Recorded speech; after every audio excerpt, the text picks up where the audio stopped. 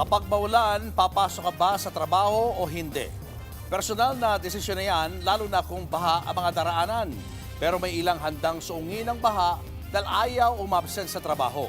At live mula sa Kalumpit, Bulacan, nasa frontline ng balitang yan si Mobile Journal Evan Tarinque. Evan, ano ba ang sitwasyon dyan at kaya pang pumasok nila sa trabaho?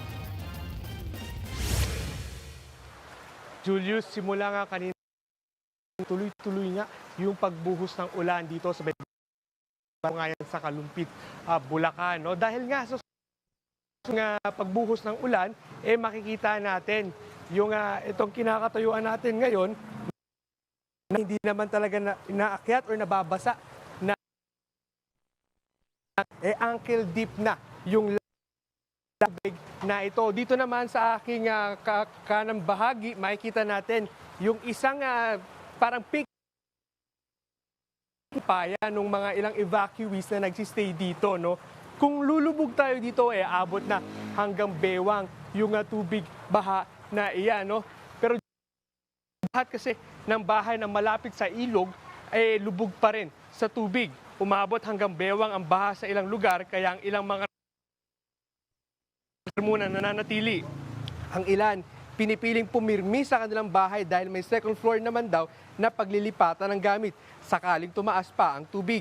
Pero sa kabila ng sitwasyon, piling pumasok sa trabaho, gaya ni Michelle de la Cruz na isang school nurse. Ilang linggo na rin daw kasi siyang hindi nakakapasok ng maayos ng dahil sa baha.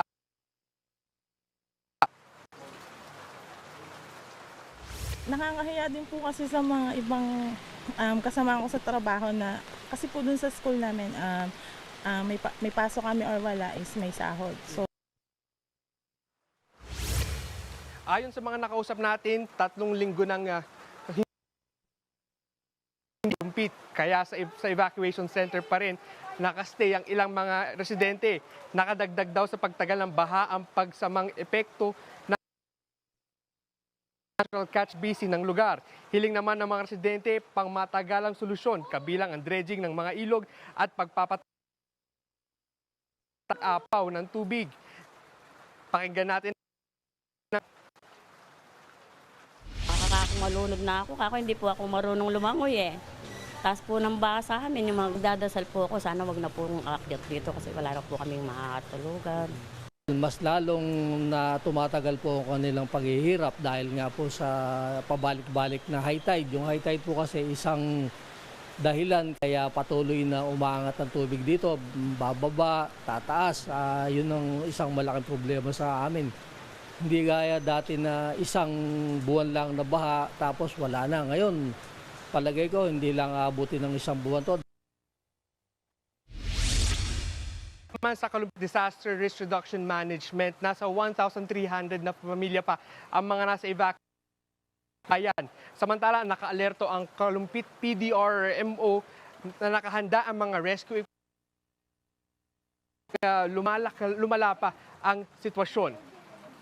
Julius, ngayon patuloy naman ang pag-ulan, pangamba nga lang ng mga residente na baka mas matagal dahil sa kanilang makauwi sa kanilang bahay dahil nga sa tumataas na tubig baha sa mga osto.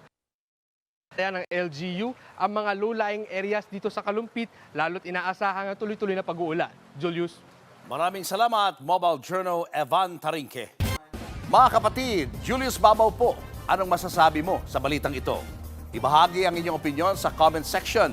Mag-follow at mag-subscribe na sa News 5 social media pages para sa iba pang balita at updates.